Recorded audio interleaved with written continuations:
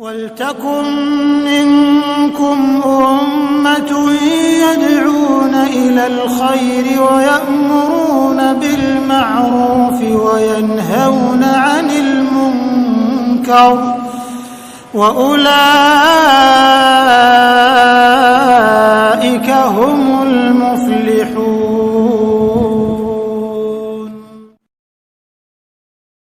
Silakan Pak. Waalaikumsalam warahmatullahi wabarakatuh.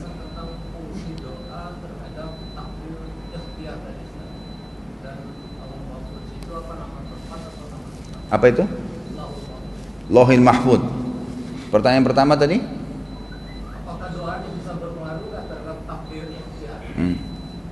Berdoa sendiri adalah takdir ikhtiar. Berdoanya, perilaku berdoa.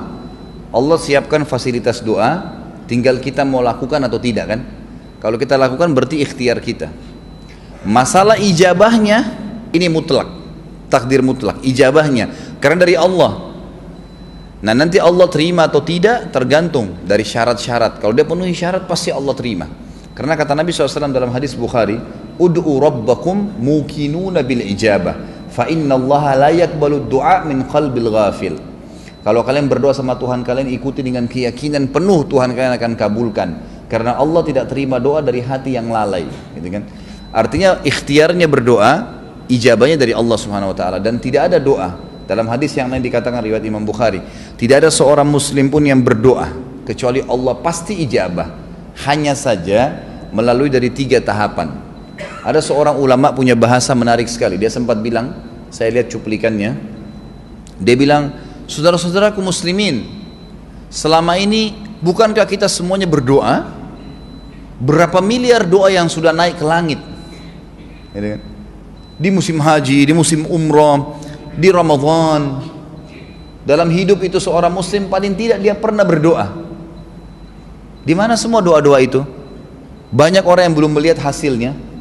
Maka beliau lalu menjelaskan hadis yang akan saya jelaskan sekarang.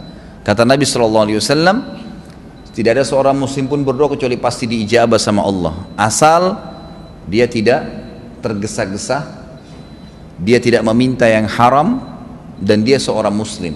Ini syarat-syarat mutlaknya, tentu diikuti dengan keikhlasan. Maka bisa saja Allah kasih langsung. Dia minta, ya Allah sembuhin, Allah sembuhin. Ya Allah mudahin, Allah mudahin. Ya Allah berikan rezeki, Allah bukain pintu rezeki. Tapi ingat, ada proses. Bapak misalnya yang bertanya ini, kalau bapak lapar nih, terus bapak berdoa sama Allah, ya Allah hilangin lapar saya, hilang tiba-tiba? Ada proses. Kita makan, ada yang kasih makanan, mungkin kita masak, minimal ngunyah dulu, telan dulu, baru kemudian hilang laparnya.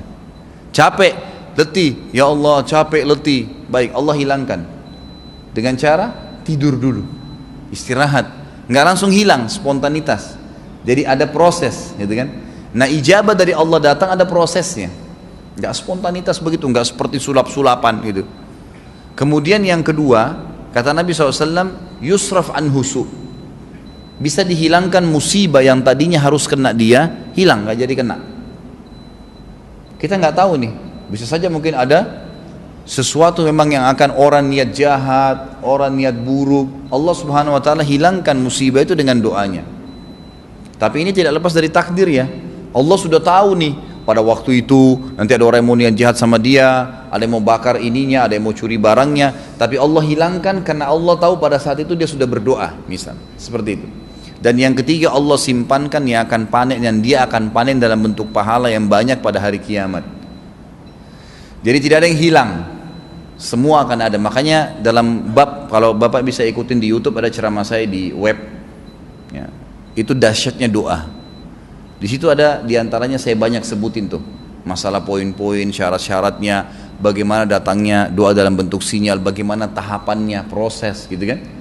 Jadi ada orang berdoa sama Allah SWT, Allah kasih, tapi bertahap Allah kasih itu. Misal minta dibukakan rezeki, dalam setahun berubah jenjang sosialnya gitu kan. Setahun dia baru punya ini, punya itu, punya, tapi ada prosesnya kan, dikasih bertahap. Dan ini hikmahnya agar manusia tetap kontak dengan Allah Subhanahu Wa Taala, dikasih tahapan itu. Ada riwayat yang lain berbunyi, kata Nabi SAW, akan datang beberapa orang pada hari kiamat nanti diberikan pahala bergunung-gunung. Lalu mereka berkata kepada para malaikat yang memberikan, dari mana ini? Kami kayaknya nggak tahu pahala apa ini. Kata para malaikat, ini pahala doa-doa kalian yang belum kalian lihat ijabahnya di dunia. Maka pada saat itu mereka semuanya berharap kalau semua doa mereka di dunia belum dikasih di dunia, agar mereka panen dalam bentuk pahala. Jadi jangan pernah bosan berdoa, nggak masalah. Nah itu ibadah terus ada pahalanya, terus ada pahalanya.